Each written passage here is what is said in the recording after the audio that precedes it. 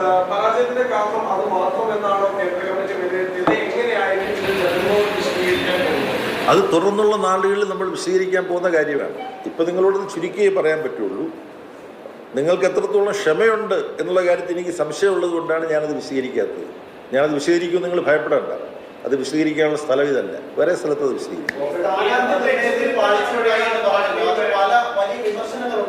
പല സ്ഥാനാർത്ഥികളുടെയും പ്രത്യേകിച്ച് അങ്ങേക്ക് അറിയുന്നതാണ് പയ്യന്നൂരിലെ സ്ഥാനാർത്ഥിത്വം, തളിപ്പറമ്പിലെ സ്ഥാനാർത്ഥിത്വം, അതൊക്കെ വീഴ്ച വന്നുവെന്ന് കേന്ദ്ര കമ്മിറ്റി കാണുകയാണോ? ഇതിപ്പോ കേന്ദ്ര കമ്മിറ്റി സംബന്ധിച്ച് ഏതെങ്കിലും മണ്ഡലങ്ങളെ തൊട്ടിട്ട് ഇങ്ങനെ ഈ പത്രസമ്മേളനത്തിൽ ഇങ്ങോട്ട് സംസാരിക്കാൻ തീരുമാനിച്ചിട്ടില്ല. തോൽക്കുന്നതിന് ഒരുപാട് കാരണങ്ങളുണ്ട്.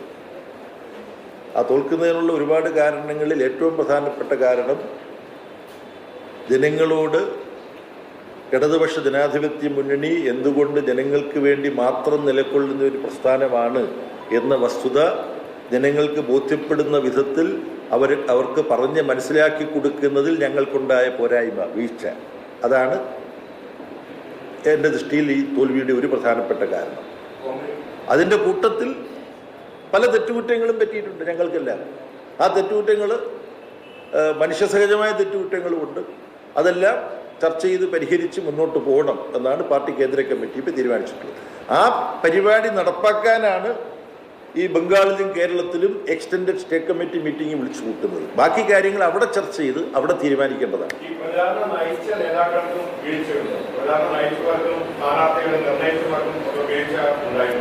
അല്ല, ആ കാര്യങ്ങളെല്ലാം പാർട്ടി കേന്ദ്ര കമ്മിറ്റി തയ്യാറാക്കിയ റിപ്പോർട്ടിൻ്റെ വെളിച്ചത്തിൽ ഞങ്ങൾ സംസ്ഥാന കമ്മിറ്റിയിൽ റിപ്പോർട്ട് ചെയ്യും, വിപുലീകൃത സംസ്ഥാന കമ്മിറ്റി യോഗത്തിൽ റിപ്പോർട്ട് ചെയ്യും. അവിടെയാണ് അത് സംബന്ധിച്ച്. ഇത് വ്യക്തികൾക്ക് വീഴ്ചയുണ്ടോ? വ്യക്തികൾ ചേർന്ന പാർട്ടിക്കല്ലേ വീഴ്ചയുണ്ടാകുന്നത്. പാർട്ടിക്ക് വീഴ്ചയുണ്ടാകുന്നത് ആ പാർട്ടിയിലുള്ള പല തലങ്ങളിൽ പ്രവർത്തിക്കുന്ന വ്യക്തികൾക്ക്, ഞാൻ ഉൾപ്പെടെയുള്ളവർക്ക് ഓരോന്നും ശ്രദ്ധിക്കാൻ കഴിഞ്ഞിട്ടുണ്ടോ തുടങ്ങിയ വിഷയങ്ങൾ വരും. അങ്ങനെ ആലോചിച്ച് സ്വയം വിമർശനം നടത്തേണ്ടതില്ലാത്തവരായിട്ട് ആരും പാർട്ടിയിലില്ല. ബ്രാഞ്ചിൽ പ്രവർത്തിക്കുന്ന അംഗങ്ങൾ നമ്മുടെ കഴിവ് മുഴുവൻ എടുത്ത് പ്രവർത്തിച്ചോ സ്ഥാനാർത്ഥിക്ക് വേണ്ടി എന്ന് ചോദിക്കുമ്പോൾ ബ്രാഞ്ചിലെ മെമ്പർക്കും സ്വയംവിമർശനം നടത്തേണ്ടി വരും. എനിക്ക് കുറച്ചും കൂടെ പ്രവർത്തിക്കാൻ കഴിയുമായിരുന്നു, ജയിച്ചു കഴിഞ്ഞു, ഈ മണ്ഡലമല്ലേ, നമ്മുടെ മണ്ഡലമല്ലേ ഇത്, വലിയ പ്രശ്നമില്ല. അപ്പോൾ ജനറൽ സെക്രട്ടറി മുതൽ ബ്രാഞ്ച് മെമ്പർ വരെയുള്ളവരുടെ പ്രവർത്തനത്തിൽ വലുതും ചെറുതുമായ പോരായ്മകൾ ഉണ്ടായിട്ടുണ്ടാകും. എന്നാൽ എല്ലാവരുടെ ഭാഗത്തും ഒരേ തോതിലുള്ളതല്ല. പോരായ്മകൾ ഓരോരുത്തർക്കും പറ്റിയത് വ്യത്യസ്ത തോതിലായിരിക്കും. അതെല്ലാം ഞങ്ങൾ ചർച്ച ചെയ്ത് ആ തെറ്റുകൾ തിരുത്തുക എന്നുള്ളതാണ് പാർട്ടി എപ്പോഴും ചെയ്യാറുള്ളത്. നേതാക്കൾക്ക് ഇക്കാര്യത്തിലൊരു ജാഗ്രത കുറവുണ്ടായോ? സാധാരണ CPM-നെ സംബന്ധിച്ചിടത്തോളം എന്തെങ്കിലും ഒരു പിഴവ് വന്നാൽ ആ സമയം തിരുത്താനുള്ള സംഘടനാ സംവിധാനമുണ്ട്, കോൺഗ്രസ് പോലെയൊന്നും അല്ലല്ലോ. അപ്പൊ നേതൃത്വത്തിന് ഇക്കാര്യത്തിലൊരു ജാഗ്രത കുറവുണ്ടായിട്ടുണ്ടോ? പാർട്ടിക്ക് വിവിധ തലങ്ങളിൽ ജാഗ്രത കുറവുണ്ടായി. ഈ നേതാവെന്ന് പറയുന്ന ഒരു പ്രയോഗം ആശയവിനിമയത്തിന് നമ്മുടെ ഭാഷയിൽ ഉപയോഗിക്കേണ്ടി വരുന്നുണ്ടെങ്കിലും എനിക്ക് ഏറ്റവും കൂടുതൽ വിയോജിപ്പുള്ള ഒരു പ്രയോഗമാണത്. മലയാളം അറിയാൻ പാടില്ലാത്തവരൊക്കെ വിചാരിക്കുന്നത് എന്താണെന്ന്. They were asking whether leaders are responsible for the setback, and I was saying that I have my disagreement about the term leader itself. Leader and cadre. To commute for the benefit of communication, you may have to use this. So far as I am concerned, General Secretary to Branch Secretary and Branch Member, every party member is equally important and valuable. A mistake committed by comrade at any level would adversely affect the party.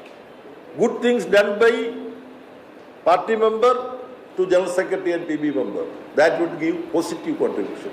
That is how a communist party should view it. Other parties have leaders, high command. Finally, this amorphous high command will decide everything. You know how the Chief Minister of Kerala was chosen this time. I don't go any further. Okay. But in this case, your State Secretary's spouse also contested. The main controversy was regarding that candidate. He could have tightened that time itself. How can you equate a branch committee member with the State Secretary? You see, this is something which I have stated in EMS seminar in Kerala. You see, every individual is a spouse of another person. unless one should be like K. Radhakrishnan, who has not married, our former speaker. Those who have married, they will have a spouse, they will have children, they have in-laws. So anybody can be identified as a relative of somebody. Important leader, important quote unquote, because I have just now mentioned. So the point is that such allegations are being magnified and exaggerated. Now we have a government took oath in Kerala.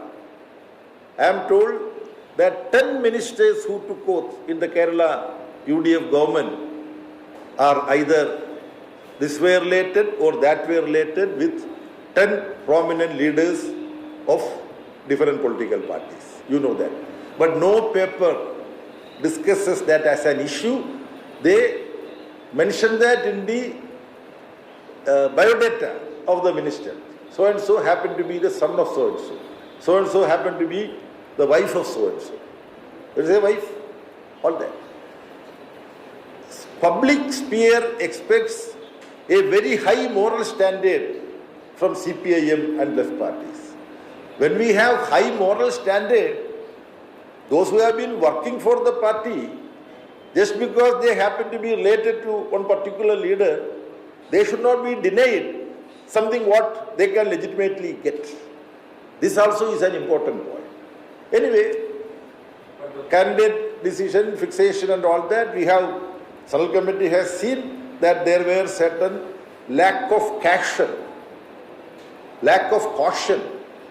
when certain candidates have been decided upon. We will take proper lesson in the future.